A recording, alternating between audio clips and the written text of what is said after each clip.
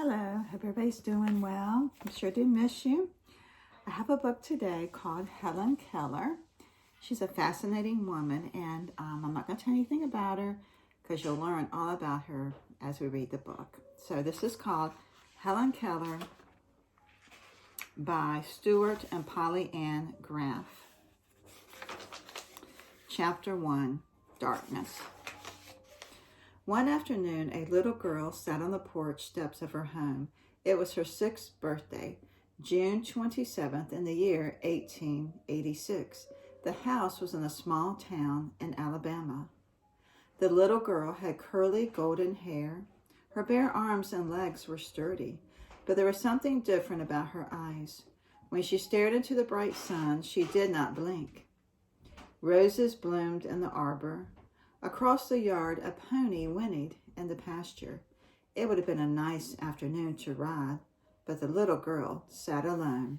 There was an angry expression on her face.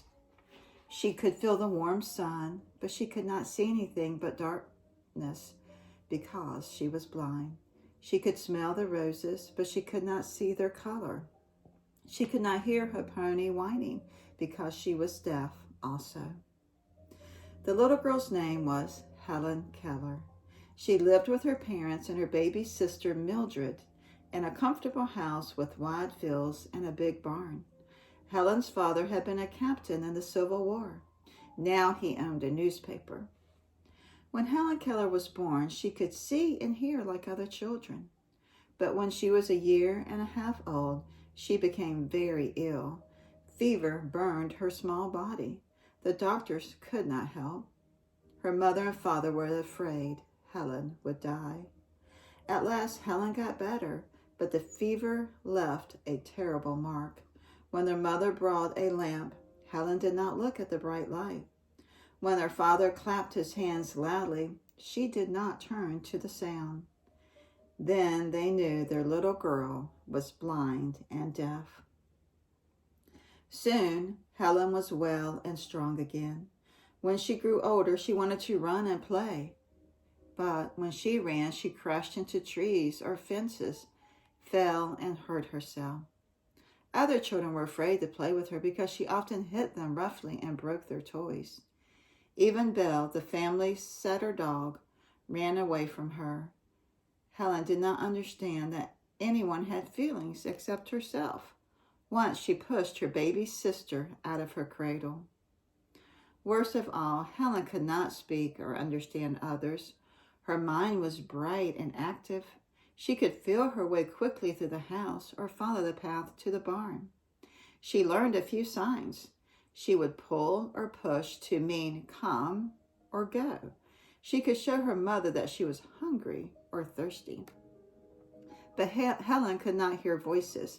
She could not see people talking. She did not know that people talked in words. Sitting on the porch steps, Helen was restless and lonely. She did not know it was her birthday. She did not know that her mother was in the house baking her a cake. Suddenly, the screen door slammed. Helen turned.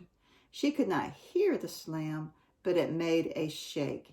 It was a vibration that she could feel. She felt the tap-tap of her mother's footsteps. Her mother had come to dress Helen for supper. But when Helen sniffed the smell of freshly baked cake, she ran past her mother. She felt her way quickly to the kitchen and grabbed at the cake. She stuffed warm chunks in her mouth. Mrs. Keller hurried after Helen. She took the cake away and put it out of reach. Helen was angry. She loved sweets, and she was used to eating anything she wanted. She did not know the cake was for her birthday supper. She kicked and screamed. She fell on the floor, sobbing.